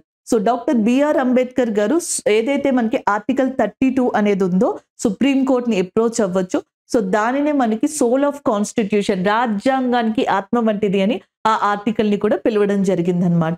అయితే next DPSP, directive principles of state policy, ఆదేశిక సూత్రాలు అని చెప్పేసి అంటాం. ఒక సమాజం, ఒక సొసైటీ అనేది డెవలప్ అవ్వడానికి మెన్షన్ చేసిన ప్రిన్సిపల్స్ అన్నమాట. అవి ఎన్ఫోర్సబుల్ కాదు. గవర్నమెంట్ వాలంటీర్ గా చెయ్యాలి అనుకుంటే చెయ్యాలి అన్నమాట. అక్కడ ఇంప్లిమెంట్ చేయొచ్చు డెవలప్మెంట్ కోసం. అంతేగాని ఫండమెంటల్ రైట్స్ లాగా ఖచ్చితంగా అమలు చేయాల్సిన అవసరం లేదు. అవసరం లేదు అనేది ఉంది కాబట్టి కోర్ట్స్ ని అప్రోచ్ అవ్వగలమా అంటే మనం అప్రోచ్ అవ్వలేం. అదే ఇక్కడ అంటున్నారు. రాష్ట్ర విధానం యొక్క ఆదేశిక సూత్రాలని ప్రభుత్వం అమలు చేయకపోతే పౌరులు ఎక్కడికి వెళ్ళగలరు? So if the directive principles of state policy would have not been enforced by the government and where can the citizens go అని చెప్పేసి నన్ ఆఫ్ దిస్, ఎక్కడికి అప్రోచ్ కాలేరు. సో అప్రోచ్ అయినా ఇది ఎన్ఫోర్సబుల్, ఖచ్చితంగా మ్యాండేటరీ కాదు కాబట్టి సో అది పాసిబిలిటీ లేదు. ఆప్షన్ డి అనేది అది తీసుకోవచ్చు అనమాట. సో దీంట్లో మనకి గాంధీయన్ ప్రిన్సిపల్స్ అని చెప్పేసి, లిబరల్ ప్రిన్సిపల్స్ అని చెప్పేసి ఇట్లా మనకి ఉండడం జరుగుతుంది అనమాట. సోషలిస్ట్ ప్రిన్సిపల్స్ ఇలా. ఫర్ ఎగ్జాంపుల్ కి యూనిఫామ్ సివిల్ కోడ్ అని చెప్పేసి ఉంటుంది. ఆర్టికల్ 44 లో యూనిఫామ్ సివిల్ కోడ్ అని ఉంటుంది.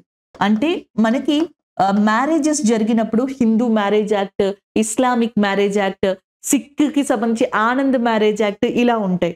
సో డివోర్స్ కి కూడా same according to Hindu marriage act, Muslim law ఇట్లా మాట్లాడుతూ ఉంటాం. కాకపోతే గోవా అనే స్టేట్ ఏం చేసింది అంటే తన స్టేట్ లో ఇట్లాంటివి అంటే రిలీజియన్ పరంగా కావచ్చు, లేకపోతే ఒక కమ్యూనిటీ, ఒక పర్టికులర్ గ్రూప్ ఆఫ్ పరంగా లాస్ ని తీసుకోకుండా అందరికీ ఒకేలా అప్లై అయ్యేలాగా సో డైరెక్టివ్ ప్రిన్సిపల్ స్టేట్ పాలసీలో మెన్షన్ చేసిన యూనిఫామ్ సివిల్ కోడ్ ని అమలు పరుచుకుంటూ వెళ్తుంది. సో గోవా దానికి తగ్గట్టుగా ఆ స్టేట్ గవర్నమెంట్ విల్లింగ్ తోటి అది అమలు పరుచుకుంది. గోవా స్టేట్ మాత్రమే దీన్ని మనకి ఇంప్లిమెంట్ చేయడం జరిగింది ఇనీషియల్ స్టేజ్ లో. మిగిలిన ఆంధ్రప్రదేశ్ కావచ్చు, తెలంగాణ కావచ్చు, ఈవెన్ ఉత్తరప్రదేశ్ కావచ్చు, ఇక్కడెక్కడ యూనిఫామ్ సివిల్ కోడ్ అనేది లేదు. సో లేదు కదా, యూనిఫామ్ సివిల్ కోడ్ ఆర్టికల్ 44 లో మెన్షన్ చేశారు according to the constitution. So మా స్టేట్ లో లేదు అని చెప్పేసి మీరు హైకోర్టుని కానీ సుప్రీం కోర్టుని కానీ అప్రోచ్ కాలేరు. ఎందుకంటే ఆ స్టేట్ గవర్నమెంట్ ఆ స్టేట్ పరిస్థితుల దృష్ట్యా విల్లింగ్ గా ఉంటే పాసిబిలిటీ అయితే అప్లై చేయొచ్చు, అప్లై చేయవచ్చు, maybe or may not be. So choice is there for directive principles of state policy. But fundamental rights కి చాయిస్ అనేది అక్కడ లేదు, ఖచ్చితంగా జరగాలి. ఫండమెంటల్ రైట్స్ లో రైట్ టు ప్రైవసీ అని చెప్పేసి ఒకటి ఉంటుంది. సో కొన్ని స్టేట్స్ రైట్ టు ప్రైవసీని మేము తీసుకురాము, మా సిటిజన్స్ అందరికీ ఆ రైట్ టు ప్రైవసీని ఇవ్వము, మా స్టేట్ లో కొన్ని వైలేషన్స్ ఉన్నాయి, క్రిమినల్ యాక్టివిటీస్ ఉన్నాయి, అందుకే మేము ఆ లాని అప్లై చేయము అంటే అది మనకి అక్కడ చెల్లదనమాట. సో అప్పుడు సిటిజన్స్ సుప్రీం కోర్టునైనా హైకోర్టునైనా లా వైలేట్ అవుతుంది, ఫండమెంటల్ రైట్స్ కి సంబంధించిన రైట్ వైలేట్ అవుతుంది అని చెప్పేసి కోర్ట్స్ కి అప్రోచ్ కావచ్చు. అదే పాసిబిలిటీ డిపిఎస్పిలో మనకి కనిపించదు. సో ఇది ఫండమెంటల్ రైట్స్ కి, డిపిఎస్పికి, ఫండమెంటల్ డ్యూటీస్ కి సంబంధించిన చిన్న వేరియేషన్ గా చెప్పొచ్చు. ఆప్షన్ డి ఏదైతే ఉందో అది కరెక్ట్ ఆన్సర్ అవుతుంది అనమాట. అలాగే మనకి human rights day, universal human rights day అనేది ఎప్పుడు రికగ్నైజ్ చేశారంటే December 10th మానవ హక్కుల దినోత్సవం అనేది కూడా ఉందన్నమాట. దాన్ని గుర్తుపెట్టుకోండి. సో మనకి అరుణ్ కుమార్ గారు ఎవరైతే ఉన్నారో ఆయన నేషనల్ హ్యూమన్ రైట్స్ కమిషన్ కి సంబంధించిన కమిషనర్ గా ఉన్నారు, చైర్మన్ గా ఉన్నారు. ఒకసారి ఆయన పూర్తి పేరును కూడా మీరు చూసుకోండి. This is all about this question అండి. ఆప్షన్ మనకి here D is a correct answer. Next question చూడండి. ఆర్థిక శాస్త్ర పితామహుడు అని ఎవరిని పిలుస్తారు? So who is called as a father of economics అని చెప్పేసి మనకి ఇందులో కినీస్ గారిని ఇచ్చారు, and Malthus and Ricardo, and next వచ్చేటప్పటికి Adam Smith. So Adam Smith గారు ఎవరైతే ఉన్నారో ఆయనని మనకి ఫాదర్ ఆఫ్ ఎకనామిక్స్ గా పిలవడం జరుగుతుంది, ఆర్థిక శాస్త్ర పితామహుడిగా. ఆప్షన్ డి అనేది కరెక్ట్ ఆన్సర్ అవుతుంది. If it is come to that India's position, India విషయానికి వస్తే గనక మనకి ఫాదర్ ఆఫ్ ఇండియన్ ఎకనామిక్స్ అని చెప్పేసి అమర్త్య సేన్ గారిని పిలవడం జరుగుతుంది. Amartya Sen is called as a father of Indian economics గా కూడా చెప్పడం జరుగుతుంది. ఈయనకి 1998లో నోబెల్ ప్రైజ్ అనే దాన్ని కూడా ఇవ్వడం జరిగింది ఎకనామిక్ సైన్స్ లో. అండ్ నెక్స్ట్ వచ్చేటప్పటికి మనకి 2023లో నోబెల్ ప్రైజ్ ఇన్ ఎకనామిక్స్ లో ఇచ్చింది ఎవరికంటే క్లాడియా. సో క్లాడియా గోల్డ్ అనే పర్సన్ కి మనకి 2023కి సంబంధించి నోబెల్ ప్రైజ్ ఇన్ ఎకనామిక్స్ ఇచ్చారు. 1998లో ఫాదర్ ఆఫ్ ఇండియన్ ఎకనామిక్స్ గా పిలువబడే అమర్త్య సేన్ గారికి ఇచ్చారు. ఫాదర్ ఆఫ్ ఎకనామిక్స్ అని చెప్పేసి ఎవరిని పిలుస్తారంటే ఆడమ్ స్మిత్ గారిని పిలుస్తారనమాట. సో ఆడమ్ స్మిత్ గారికి ఇప్పటి వరకు నోబెల్ ప్రైజ్ అనేది జనరల్ గా ఇవ్వలేదంటండి, అసలు అనౌన్స్ చేయలేదంట.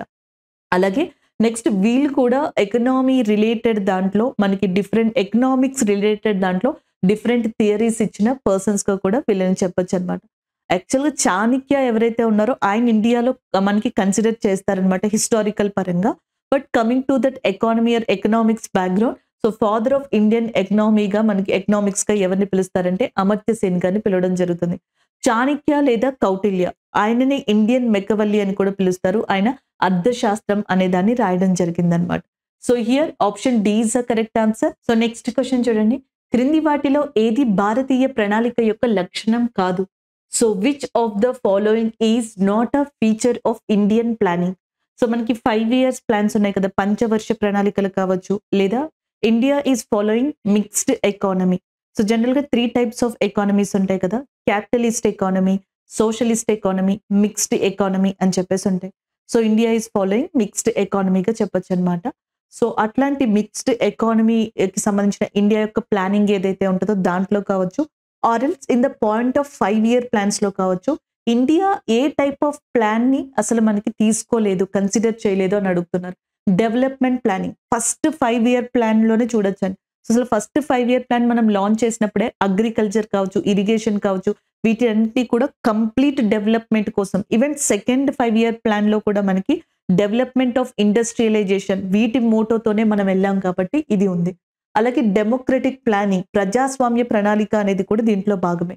నెక్స్ట్ ఇండికేటివ్ ప్లానింగ్, సూచిక ప్రణాళిక అంటున్నాం కదా, మీకు ఇండికేటివ్ ప్లానింగ్ అనేది ఎక్కడ కనిపిస్తుంది అంటే 8th 5 year ప్లాన్, మనకి పంచవర్ష ప్రణాళికల్లో 8th 5 year ప్లాన్ ఏదైతే ఉందో 1992 నుంచి 1997 మధ్యలో ఇంప్లిమెంట్ చేశారనమాట. పివి నరసింహారావు గారి టైంలో. Father of Indian economic reforms, భారతదేశ ఆర్థిక సంస్కరణల పితామహుడు, father of Indian economic reforms అని చెప్పేసి ఎవరిని పిలుస్తాము అంటే పివి నరసింహారావు గారిని పిలవడం జరుగుతుంది అనమాట. ఆయన టైంలోనే మనకి 8th 5 year ప్లాన్ జరిగిన టైంలో 1992 to 1997 ఆ టైంలో ఇండికేటివ్ ప్లానింగ్ అనే దాన్ని కూడా చూస్ చేసుకున్నాం.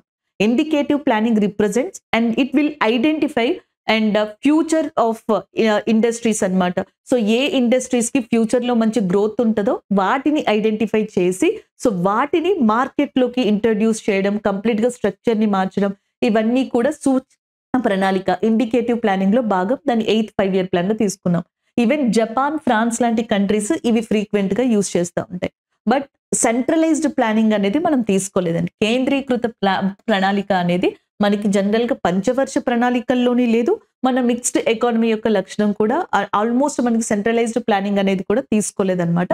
ఆప్షన్ డి అనేది ఇక్కడ కరెక్ట్ ఆన్సర్ అవుతుంది. సో అది మీరు తీసుకోవచ్చండి ఇక్కడ. సో నెక్స్ట్ వన్ చూడండి, సింబాక్స్ 2023 సైనిక విన్యాసం భారత్ మరియు ఏ దేశం మధ్య నిర్వహించబడుతుంది అని అడుగుతున్నారు. Exercise Simbax 2023 has been conducted by India and which country? So like we have a Sri Lanka. శ్రీలంకకి ఇండియాకి సంబంధించిన ఎక్సర్సైజ్ స్లినెక్స్ ఎక్సర్సైజ్ గా చెప్పొచ్చు అనమాట.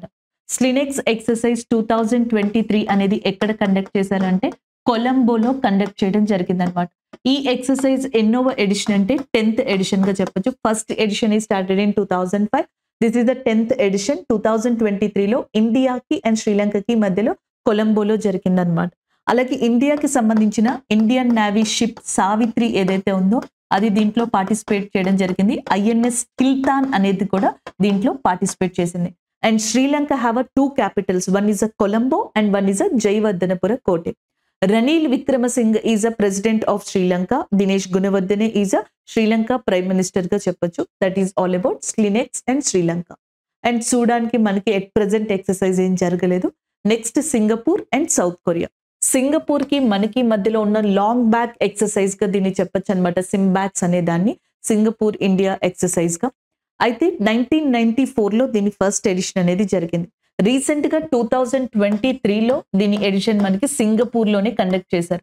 ఇండియాకి సంబంధించిన రన్ విజయ్ అనే షిప్ ఒకటి, అలాగే దాంతో పాటుగా సింధు కేసరి అనేది కూడా దీంట్లో పార్టిసిపేట్ చేయడం జరిగింది.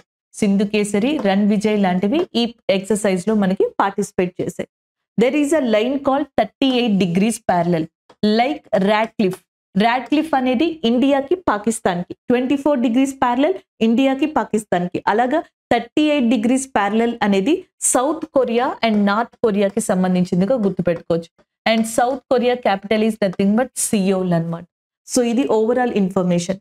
అలాగే సూర్యకిరణ్ ఎక్సర్సైజ్ ఇండియాకి అండ్ నెక్స్ట్ వచ్చేటప్పటికి మనకి నేపాల్ కి మధ్యలోది. అండ్ నెక్స్ట్ జాయే తల్వార్ అని చెప్పేసి ఒక ఎక్సర్సైజ్ ఉంది. Again I'm repeating, Zayed Talwar. This is exercise between India and యుఏఈగా చెప్పడం జరుగుతుంది. అలాగే next Al Mohammed Al Hind అనే ఎక్సర్సైజ్ ఇండియాకి సౌదీ అరేబియాకి సంబంధించింది. అయితే ఇండియన్ ఆర్మీ సౌదీ అరేబియా ఆర్మీకి సంబంధించి ఫస్ట్ ఎక్సర్సైజ్ ఈ ఇయర్ స్టార్ట్ అయింది. దాన్ని తాన్సిక్ అని చెప్పేసి కూడా పిలుస్తున్నారు. అలాగే we have one more exercise which is called as a Vajra Prahar exercise. దాంతో పాటుగా నెక్స్ట్ యుద్ధ అభ్యాస్ ఎక్సర్సైజ్, వజ్ర ప్రహార యుద్ధ అభ్యాస్, ఇలాంటి ఎక్సర్సైజ్ ఇండియాకి అండ్ యుఎస్ఏకి సంబంధించిన ఎక్సర్సైజ్ గా చెప్పొచ్చు అనమాట. వరుణ అనే ఎక్సర్సైజ్ ఇండియా ఫ్రాన్స్ కి సంబంధించింది. గరుడ శక్తి అనే ఎక్సర్సైజ్ ఇండోనేషియాకి ఇండియాకి సంబంధించింది. సో ఇలా we have a different exercise. Ekuverin అనే ఎక్సర్సైజ్ ఇండియాకి అండ్ మాల్దీవ్స్ కి సంబంధించిన యుద్ధ విన్యాసంగా కూడా చెప్పొచ్చు. Here option C is the correct answer. So next question చూడండి. Which state celebrates Nuakhai festival recently? Nuakhai అనే పండుగని ఏ రాష్ట్రం సెలబ్రేట్ చేసుకుంది అని అడుగుతున్నారు. Gujarat, Bihar, Odisha and Haryana. Option C is the correct answer. Odisha is a correct answer గా చెప్పొచ్చు. ఆప్షన్ సి అనే దాన్ని తీసుకోవచ్చు. సూరజ్ కుంద్ ఫెస్టివల్ అని చెప్పేసి ఒకటి సెలబ్రేట్ జరుగుతుంది, లేదా సూరజ్ కుంద్ క్రాఫ్ట్ మేళా అని కూడా అంటాం. ఇది 37th ఎడిషన్ అనమాట. హర్యానాలోని ఫరీదాబాద్ అనే ఏరియా ఏదైతే ఉందో సో అక్కడ దీన్ని కండక్ట్ చేశారు. Recently president of India Draupadi Murmu garu, so Draupadi Murmu గారు దీన్ని ఇనాగ్రేట్ చేయడం జరిగింది అనమాట. అండ్ ఈ సూరజ్ కుంద్ ఫెస్టివల్ కి పార్ట్నర్ గా ఉన్న కంట్రీ ఏది అంటే టాంజానియా కంట్రీ పార్ట్నర్ గా ఉంది. అండ్ థీమ్ వచ్చేటప్పటికి ఈ ఫెస్టివల్ కి ఒక్కొక్క సంవత్సరం ఒక్కొక్క థీమ్ ఉంటది అనమాట. ఈ మేళాకి ఈసారి థీమ్ వచ్చేటప్పటికి గుజరాత్ స్టేట్ కి సంబంధించినవి అక్కడ ఎగ్జిబిట్ చేయడం జరుగుతుంది. Whatever that culture and clothes are there related to crafts are there related to Gujarat, they will be exhibited in Haryana in terms of Suraj Kund festival అనమాట. బీహార్ లో చాలా ఇంపార్టెంట్ ఫెస్టివల్ గా సోనేపూర్ మేళా అనే దాన్ని చెప్తాం. This is a largest Mela, largest cattle fair in India. అతి పెద్ద పశువుల మేళాగా మనకి దేని చెప్తాము అంటే సోనేపూర్ మేళా అని చెప్తాం. బీహార్ లో జరుగుతుంది. And we have a Pushkar Mela which is celebrated in Rajasthan area. So Rajasthan లో సెలబ్రేట్ చేసేదాన్ని పుష్కర్ మేళాగా చెప్పడం జరుగుతుంది. సోనేపూర్ మేళా వచ్చేటప్పటికి బీహార్, సూరజ్ కుంద్ ఫెస్టివల్ హర్యానా ఏరియా, నౌకాయ్ పండుగ అనేది ఒడిస్సాలో సెలబ్రేట్ చేస్తారు. Odisha new year is called as a Pana Sankranti. Pana సంక్రాంతిగా పిలవడం జరుగుతుంది ఒడిస్సాకి సంబంధించి. Puthandu is a new year of Tamil Nadu area. Puthandu అనేది ఒక న్యూ ఇయర్ గా సెలబ్రేట్ చేసుకుంటారు తమిళనాడులో. Along with Pongal and new year is called as a పుట్టనాడుగా చెప్పడం జరుగుతుంది. అదే కేరళ అయితే ఓణంతో పాటుగా విషు అనే దాన్ని కూడా సెలబ్రేట్ చేసుకుంటారు. Vishu is a new year of కేరళగా చెప్పడం జరుగుతుంది అనమాట. సో ఒక్కొక్క చోట ఒక్కొక్కటి ఉందండి, ఇట్లా మనం గుర్తుపెట్టుకోవచ్చు. Here option C is a correct answer. Already నేను ఇక్కడ చెప్పాను, international kite festival as well as a Rann Utsav లాంటివి ఎక్కడ జరుగుతాయంటే that is a Gujarat area. The famous Somanatheshwara temple is also located in Gujarat ఏరియాగా చెప్పొచ్చు. అగైన్ ఒడిస్సాలో మనకి కోనార్క్ సూర్య దేవాలయం అనేది లొకేట్ అయి ఉంది. పూరి జగన్నాథ స్వామి టెంపుల్ అండ్ కోనార్క్ సూర్య దేవాలయం, the both are located. Sun temple is located in Odisha area. Odisha chief minister Naveen Patnaik and important port is nothing but Paradip port గా చెప్తాం. అండ్ ఒడిస్సాలో important iron and steel plant గా రూర్కెల్లా స్టీల్ ప్లాంట్ అనే దాన్ని చెప్పడం జరుగుతుంది. And coming to the dams, India longest dam, భారతదేశంలో అత్యంత పొడవైన డ్యామ్ గా పిలువబడే హిరాకుడ్ డ్యామ్ ఏదైతే ఉందో అది ఒడిస్సాలోనే లొకేట్ అయి ఉంది. It is constructed on a river which is called as a Mahanadi river. And one more important Odisha Similipal national park. Similipal అనే నేషనల్ పార్క్ ఒడిస్సాలో చాలా ఫేమస్ గా కూడా చెప్పడం జరుగుతుంది. These are all about that question అండి. Option C is the correct answer. Next question చూడండి. ప్రతి సంవత్సరం ప్రపంచ ఓజోన్ దినోత్సవం ఏ రోజున జరుపుకుంటారు? When is world ozone day is celebrated every year అని అడుగుతున్నారు. సో సెప్టెంబర్ మంత్ లో, coming to that September month, first week of September, September 1st నుంచి సెప్టెంబర్ 7th వరకు కూడా మనకి న్యూట్రిషన్ వీక్ అని చెప్పేసి సెలబ్రేట్ చేస్తారు. సెప్టెంబర్ 2 వచ్చేటప్పటికి వరల్డ్ కోకోనట్ డే, ప్రపంచ కొబ్బరి దినోత్సవం అనేది ఉంటది కదా. సో అది వచ్చేటప్పటికి మనకి సెప్టెంబర్ 2 సెలబ్రేట్ చేస్తారు. అలాగే next coming to this days, ఈ డేస్ వచ్చేటప్పటికి September 15th engineers day in India. ఇండియాలో ఇంజనీర్స్ డే అనే దాన్ని ఎప్పుడు సెలబ్రేట్ చేస్తారంటే 15th సెప్టెంబర్. 14th సెప్టెంబర్ వచ్చేటప్పటికి హిందీ దివాస్ డే అనే దాన్ని 14th సెప్టెంబర్ సెలబ్రేట్ చేస్తారు. Coming to that 16th September ప్రపంచ ఓజోన్ దినోత్సవంగా చెప్తారనమాట.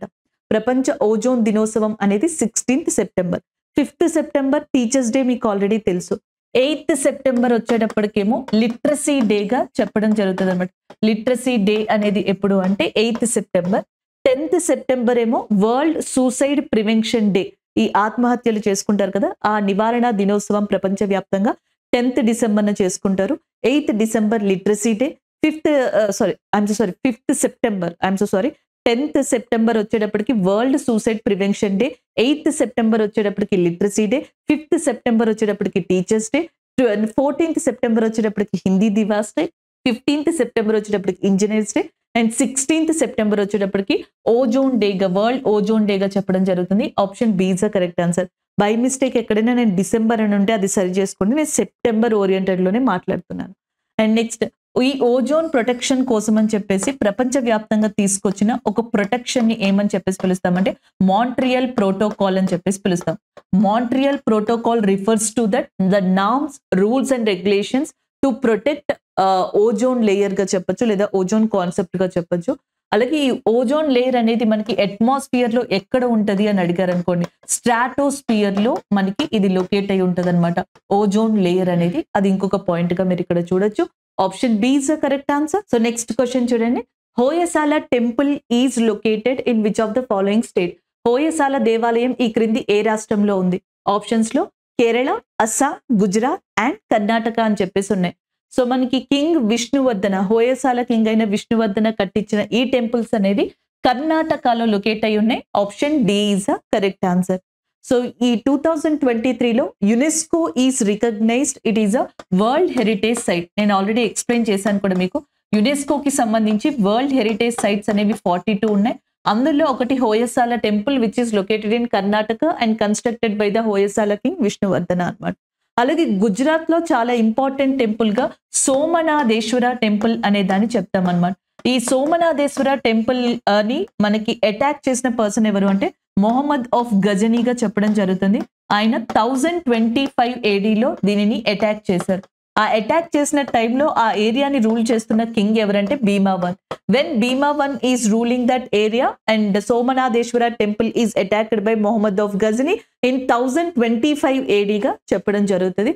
అలాగే అస్సాంలో చాలా ఇంపార్టెంట్ టెంపుల్ గా కామాఖ్య టెంపుల్ అనే దాన్ని చెప్తాం. మనకి 51 శక్తి పీఠాస్ ఉన్నాయంట. ఆ 51 శక్తి పీఠాస్ లో one of the important Shakti Peetha Kamakhya temple which is located in Assam area. Nilachal hills అని చెప్పేసి ఉంటే ఈ నీలాంచల్ హిల్స్ దగ్గర ఇది లొకేట్ అయి ఉందన్నమాట. అలాగే Ambubachi festival is very famous in Assam ఏరియాగా చెప్పడం జరుగుతుంది. Anantha Padmanabha Swami temple, Sabarigiri temple, they are very famous in Kerala ఏరియాగా చెప్పడం జరుగుతుంది. Option D is the correct answer. So ఇవి మనకి జిఎస్ క్వశ్చన్స్.